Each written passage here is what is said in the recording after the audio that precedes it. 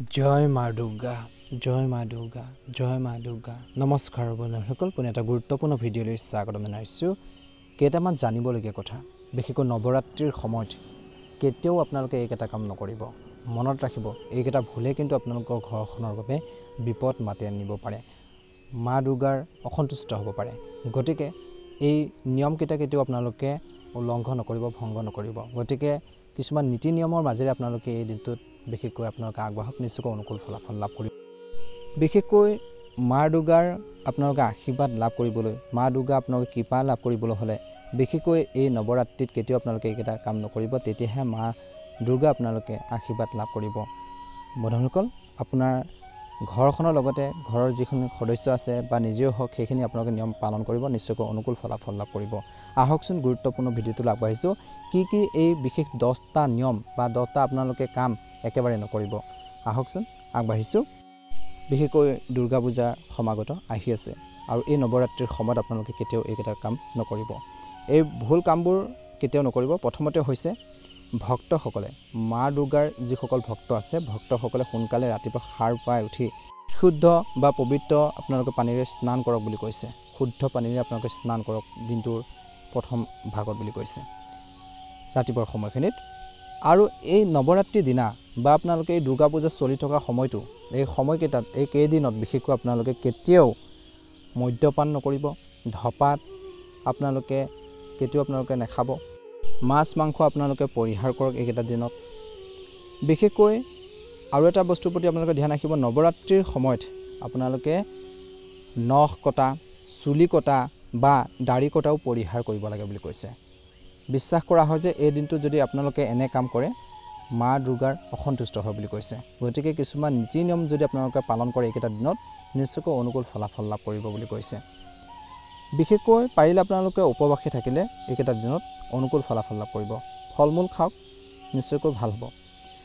পূজা কৰা বা ৰোজা পালন কৰাৰ ভক্তসকলে উৎসৱৰ আচাৰ ব্যৱহাৰ উৎসৱৰ সময়ত কিন্তু আপোনালোকৰ যি আচাৰ ব্যৱহাৰ কথা কোৱা কথন সুৰ কৰাৰ সময়ত সদায় পৰিষ্কাৰ আপোনালোকৰ শব্দ ভাল শব্দ উপযুক্ত শব্দ আপোনালোকে ব্যৱহাৰ কৰক আৰু এইকেইটা দিনত পৰিষ্কাৰ কাপোৰ পৰিধান কৰিব লাগে বুলি কৈছে আৰু চামৰা কাপোৰ বা আনুষংগিক বিশেষকৈ যি সামগ্ৰী পৰিধান কৰিব নালাগে ইয়াৰ লগতে বিশেষকৈ কলা কাপোৰ পিন্ধাও পৰিহাৰ কৰিব লাগে এইকেইটা দিনত বিশেষকৈ বা নৱৰাত্ৰিৰ সময়খিনিতে হওক বিশেষকৈ আপোনালোকে কেতিয়াও কলা কাপোৰ পিন্ধিব নালাগে বুলি কৈছে শিশু গৰ্ভৱতী মহিলা বা গুৰুৰ বিশেষকৈ ৰোগত আক্ৰান্ত বা বহুত ডাঙৰ বেমাৰত আক্ৰান্ত লোকসকলে উপবাসৰ পৰা বিৰত থাকিব লাগে বিশেষকৈ গৰ্ভৱতী মহিলাসকলে কেতিয়াও উপবাসে থাকিব নালাগে কষ্ট হ'ব আপোনালোকৰ গতিকে ধ্যান ৰাখিব এই 9 দিনত মা দুৰ্গাৰ 9টা ভিন্ন ৰূপক আৰু নিজৰ ভিতৰত বিশেষকৈ মাৰ দুৰ্গাৰ বিশেষকৈ মমতা অনুভৱ ৰাখক বুলি কৈছে আৰু মনতে মা দুৰ্গা জয় মা দুৰ্গা আপোনালোকে মনত লৈ থাকিব নামটো যিকোনো কাম কৰি থাকোঁতে হওক অনুকূল ফল পাব বুলি কৈছে শুদ্ধ মনেৰে আপোনালোকে মা দুৰ্গাক যদি আপোনালোকে পূজা কৰে আৰাধনা কৰে নিশ্চয়কৈ অনুকূল ফল লাভ কৰিব নৱৰাত্ৰিৰ সময়ত নিৰামিষ আহাৰ গ্ৰহণ কৰিব লাগে ইয়াৰ বাবেও আপোনালোকে কৈছে যে এই সময়খিনিত মদ ভাং বা আপোনালোকৰ মদ্যপান যিখিনি আছে সেইখিনি আপোনালোকে পৰিহাৰ কৰিব লাগে নৱৰাত্ৰিত কেতিয়াও চুলি দাড়ি নাকাটিব বিশেষকৈ আপোনালোকে খাদ্যত কেতিয়াও আপোনালোকে সৰিয়হৰ তেল বা তেল আপোনালোকে ব্যৱহাৰ কৰিব নালাগে এইকেইটা দিনত উপবাসৰ সময়ত বিশেষকৈ আপোনালোকে নিমখ কেতিয়াও আপোনালোকে খাব নালাগে নিমখ ব্যৱহাৰ কৰিব নালাগে বুলি কৈছে বিশেষকৈ ইয়াৰ বাহিৰেও 9 দিনীয়া উপবাসত বিশেষকৈ চামৰাৰে তৈয়াৰী বস্তু ব্যৱহাৰ কৰিব নালাগে লগতে নৱৰাত্ৰিৰ সময়ত কলা কাপোৰ পিন্ধিব নালাগে আৰু এই দিনটোত কিন্তু আপোনালোকে ধ্যান ৰাখিব কাকো মিছা বা গালি গালাজ আপোনালোকে নকৰিব বেয়া শব্দ ব্যংগাত্মক শব্দ ব্যৱহাৰ নকৰিব কাৰোবাক পাৰিলে হেল্প কৰক সহায় কৰক এই দিনটোত কেতিয়াও আপোনালোকে কাৰোবাক ঠগা চিন্তা নকৰিব কাৰোবাক লোকচান কৰাৰ চিন্তা নকৰিব গতিকে এই দিশখিনিৰ ক্ষেত্ৰত কিন্তু গুৰুত্ব দিব